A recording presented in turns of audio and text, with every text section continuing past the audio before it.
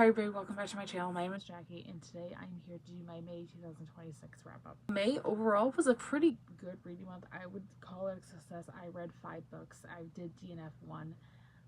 But overall, all the books that I read to their completion this month, I really enjoyed, so that's great. But I did have one DNF, which I kind of saw coming. If you guys watched my April wrap up or my Magical Readathon vlog, this may not come as a surprise. It is what it is. But without me running on any further, let's jump right in and get started. I'm going to start off with my one DNF this month, and this is one that if you guys again saw my April wrap up or my Magical Readathon vlog, then you probably won't be shocked that I DNF this book, and that is going to be A Witch's Guide to Magical Innkeeping. I got like 50 pages into this, and I was so confused and so bored. Cozy fantasy, which is not something I had read before. It might just not be for me. I'm not sure. I will give it another try here in the future. But it is following my character Sarah, who was once one of the most powerful witches in Britain, and now we are following her, and she has recently resurrected her great aunt Jasmine from the very recently dead, lost most of her magic, befriended a semi-villainous talking fox, and it was exiled from her guild. And now she's running this magical inn. I saw this and I found about it on the Today Show, and I want to say it was either a Read with Jenna pick or they had an author come on. It was like one of their recommendations. I thought it sounded really cute. It is also romantasy, so again, that's right up my alley. It just was not for me. I gave it my best shot, but I was again so confused. It jumps around quite a bit in time at the beginning of this book, so that is something I tend to enjoy when it isn't like one thing directly after another. So it is what it is. I gave it my best shot, but in the end it was not for me. 2 books that I actually did finish. 2 books I'm actually going to talk about together because they are duologies. I completed a whole duology this month. Actually, the first book I technically finished at the end of April, but I counted it here, and that is going to be The Andromeda Saga by Sasha Alsberg and Lindsay Cummings. It's one of my books for Read It, Delete It, Nexus, the second book, this book I'm holding right here. And this had been a long time coming. I meant to read this like years and years ago when it first came out because I actually went to the book signing. I do have a vlog of that. I'll link it up in the cards for you guys if you're interested. In order to read this, I definitely needed to read Zenith, and I'm glad I did.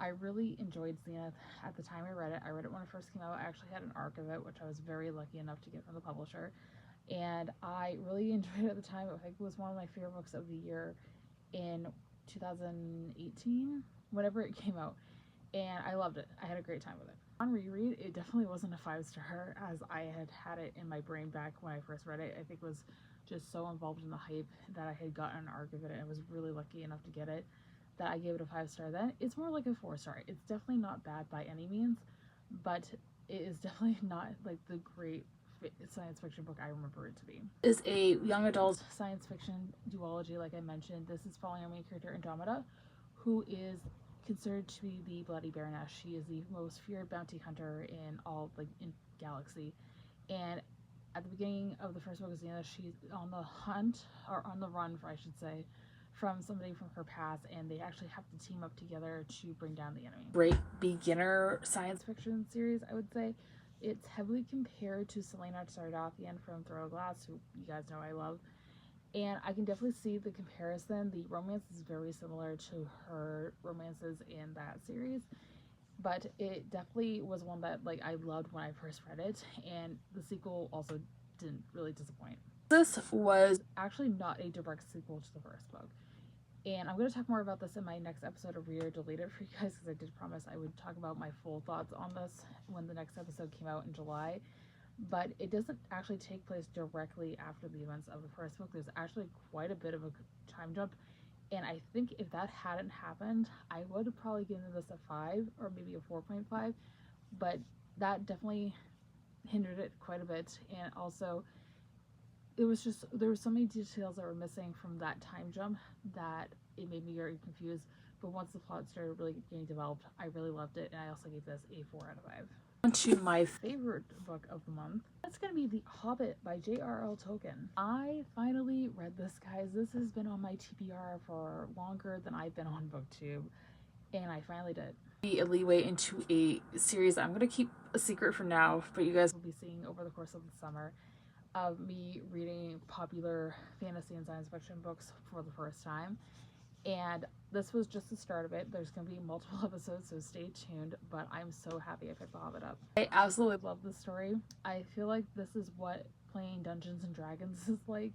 That's what it felt like to me. It's a classic adventure story. Yes, there is quite a bit of like journeying from one place to another, but the way Tolkien writes his stories, and I'm reading another one of his books right now. Again, stay tuned.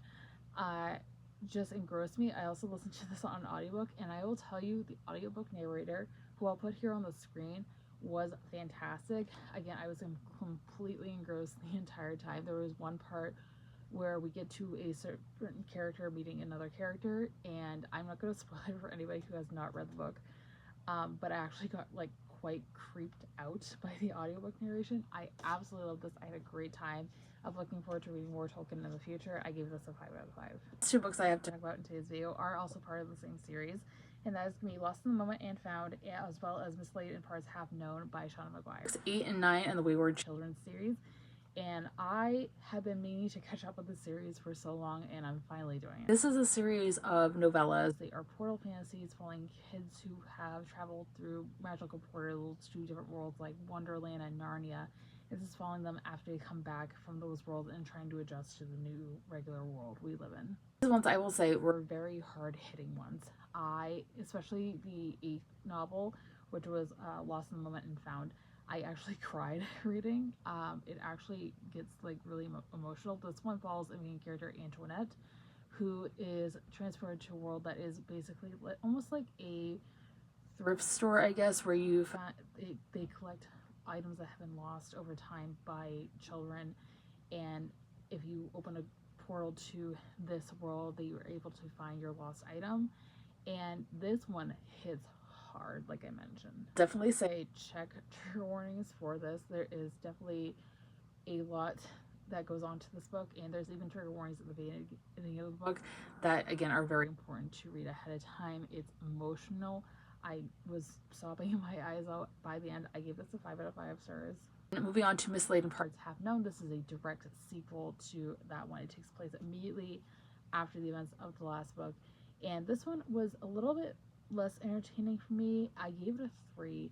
I tend to find that I enjoy books that takes place in the main character's worlds, the different worlds we visit, rather than ones that take place back in our world. I just find the ones that take places outside of our own world to be more entertaining. But this is definitely not a bad book, and these are both important to the series going forward.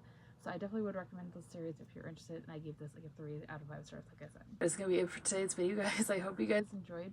If you did, be sure to give a big thumbs up. Subscribe if you have not already. I post new videos every Monday, Wednesday, and Friday. Know in the comments down below what you guys read in the month of May. Did you find any of your favorite books like I did? Anything at all? I'd love to hear it in the comments down below. Always, all my social media links are linked down below if you guys would like to follow me on any of those. And with all that being said, I hope you guys have a fantastic rest of your day. I'll see you guys soon for another video. Thanks for watching, everybody. Bye!